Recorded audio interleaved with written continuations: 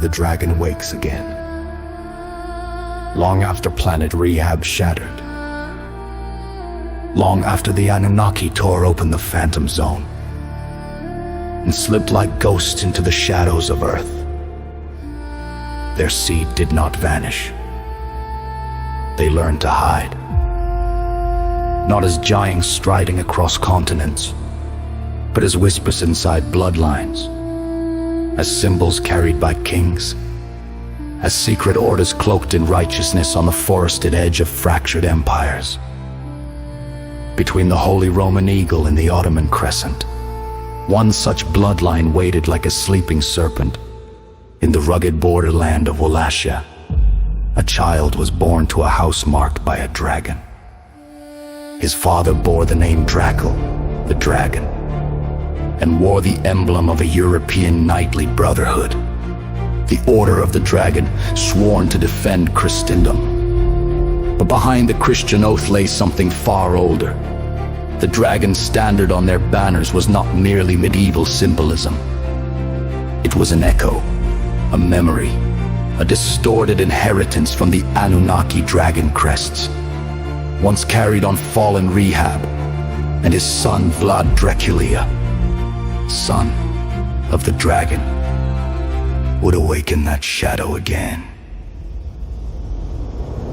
High hostage of empires, student of shadows, Wallachia stood between two hungry empires. The rising Ottoman Sultanate, the Western Christian kingdom shaped by Rome. Both claimed God, neither remembered the Anunnaki. When Vlad was still a boy, his father was forced to prove loyalty to the Sultan. The price, his sons, Vlad and his brother Radu, were dragged away as political hostages. Raised in Ottoman courts, trained in tactics, and hardened beneath the cold gaze of empire. There Vlad learned how fear commands armies, how spectacle creates obedience, how terror shapes kingdoms. It was the same oppressive calculus. The Anunnaki once used to enslave whole worlds. The boy did not cry. He learned, he adapted, he sharpened, and something ancient inside him awakened. The dragon's son claims his throne. Wallachia erupted in treachery. Vlad's father Dracul and brother Mircea were killed. Foreign-backed princes seized control. Vlad, no longer the frightened hostage, returned to claim the throne. In 14 fights, he seized power with the precision of a man who had studied empires from the inside. He began an immediate purge. Those who betrayed his father, those who played both sides, those who treated Wallachia as a coin to be traded. He impaled them, not randomly, not senselessly, strategically. The Anunnaki had once lined conquered cities with the bodies of those who resisted to burn terror into the souls of the survivors. Vlad rediscovered that art without ever knowing its cosmic origin. The dragon's son ruled not through love or trust, but through unforgettable fear. I vie the stakes in the Saxons. German Saxons over the mountains backed rival claimants to Vlad's throne. They treated Wallachia not as a nation, but as a resource and trade route. Vlad answered in the language foreign powers had taught him. Raids on Saxon towns, executions of conspirators, mass impalements lining the roads to Western Europe. He became a monster. To Wallachia, he became a necessary storm, a shield wielded with brutality, but pointed toward their enemies. German printers flooded Europe with pamphlets, making Vlad a legendary fiend. The beast of Rome found in him the perfect villain to hide its own history of blood. The dragon bites the crescent. When Ottoman envoys came demanding tribute, Vlad mocked them, even having their turbans nailed to their skulls. Then, in the winter of 1562, he launched a surprise assault across the Danube. Villages burned, Ottoman positions collapsed, thousands lay dead. The Sultan Mehmed II, conqueror of Constantinople, marched with one of the greatest armies of his reign. Vlad responded with a scorched earth policy. Poisoned wells, burned fields, empty villages. Then came the legendary night attack. a near-successful assassination attempt on Mehmed himself. But the most shocking display awaited the Sultan, outside the Wallachian capital, a forest of the impaled. Tens of thousands on stakes, rotting, swaying, silent. Even Mehmed, a man who had seen empires bleed, whispered, "A man who can do this cannot be easily conquered." It was the closest the world had come to witnessing pure Anunnaki warfare in 1,000 years.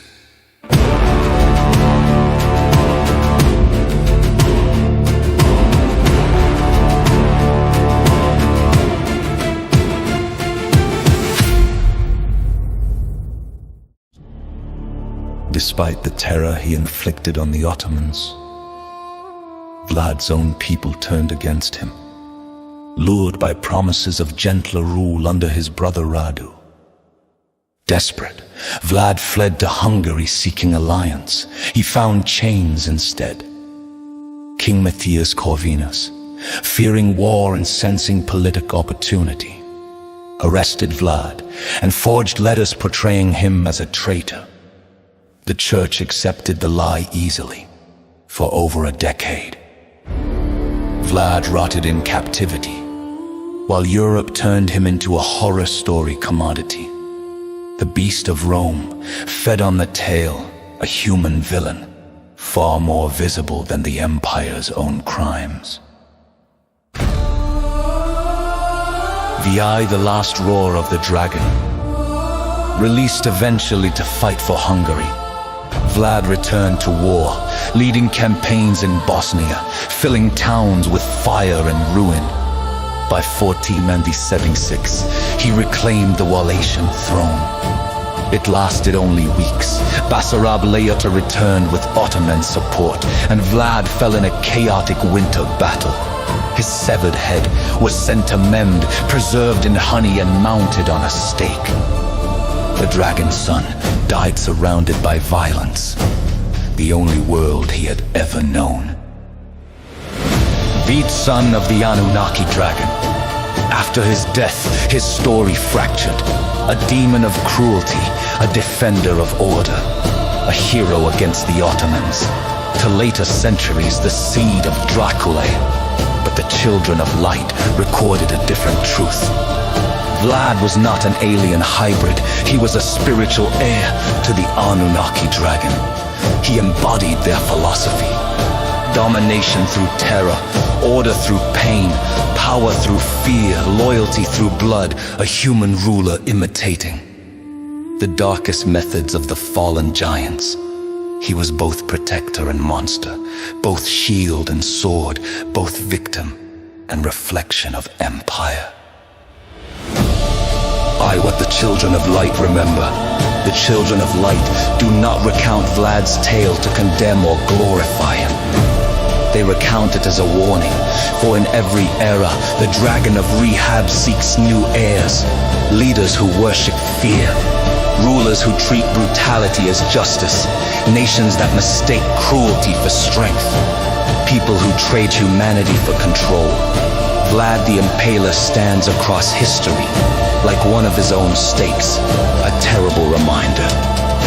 When humans adopt the ways of the Anunnaki, they do not become powerful, they become the dragon's heirs, yet above that shadow echoes a greater truth.